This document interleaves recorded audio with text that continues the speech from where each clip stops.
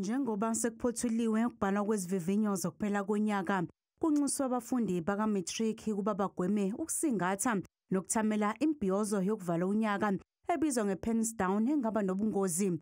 Kunokukhathazeka ngezokuphepha kule micimbi. The incident that took place there was very horrible because I think one died, you know.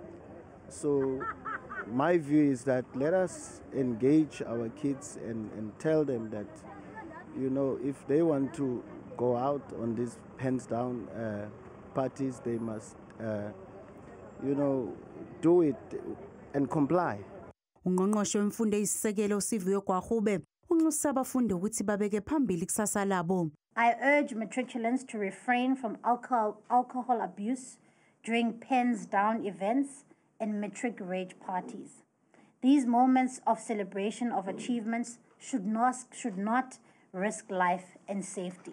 Kunxuswa abazali baqinisekise ukuthi izingane zabo ziyakuqonda ubungozi bokuzimbandakanya nemicimbi efuze lena.